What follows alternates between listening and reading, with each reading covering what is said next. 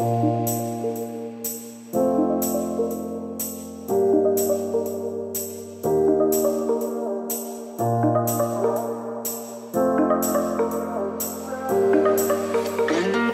it going, guys? Welcome back. I hope you had a happy New Year's. I took a little bit of a break after the craziness that was December, but we're back now, and hopefully for 2018 as we move forward we'll be doing more camera and lens reviews and other cool tech stuff like that. This past year we've tried a lot of different topics for videos, and I think you guys really enjoy the camera things a lot. So to start this year off, we're going to talk about my favorite travel lens. This past year was the most traveling I have done ever. So as for a little bit of a recap and to see this lens in action, we're going to be going through some of the different places that I've used this lens to see what it can really do. Now let's first talk about this lens. So I took two main lenses everywhere that I went. One of them was the 18 to 135, which is a great lens because you can get wide to all the way zoomed in close. It also has really good autofocus and image stabilization, but that is not my #1 favorite travel lens.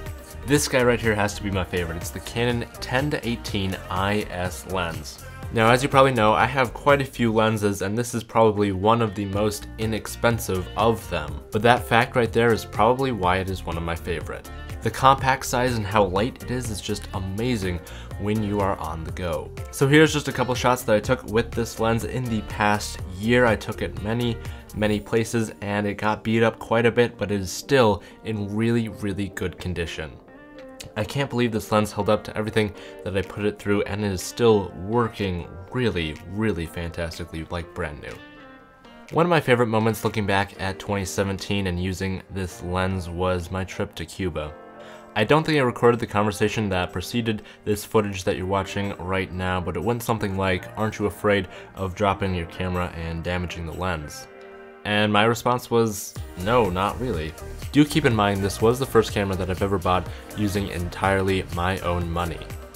Now, for a lot of people that may kind of sound like an insult, like you're disrespecting your equipment, which in reality it kind of is, but it's really using your equipment to its fullest potential.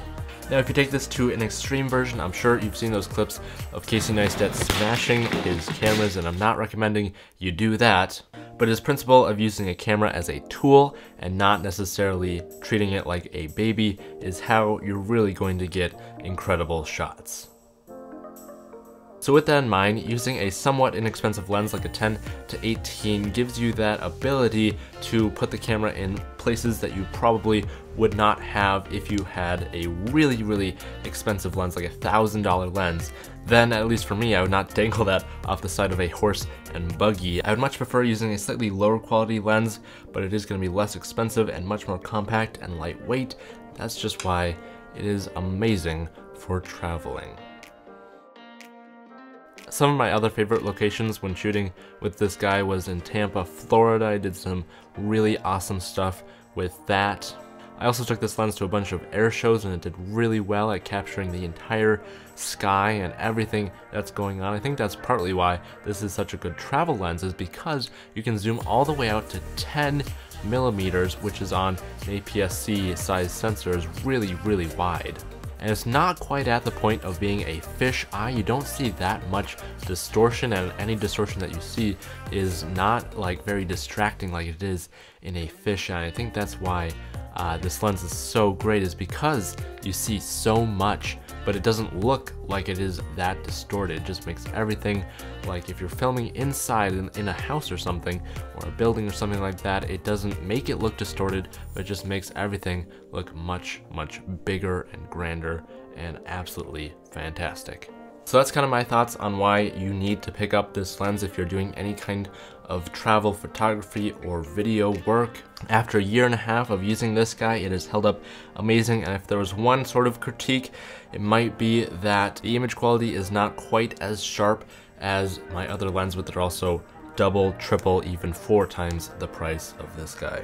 A lot of people complain about lenses being plastic, which this guy is mostly made out of plastic, but for me that can be a benefit because it's much lighter. You're not carrying around all that extra metal, and also that brings down the price quite a bit.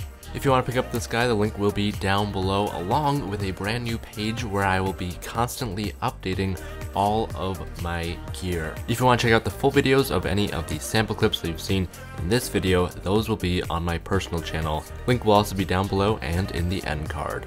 So I hope you found this video helpful. We'll be doing much more videos like this in the future year. Happy 2018, and I can't wait to see what's in store for the next year. Thank you for watching, and as always, don't forget to keep it pro.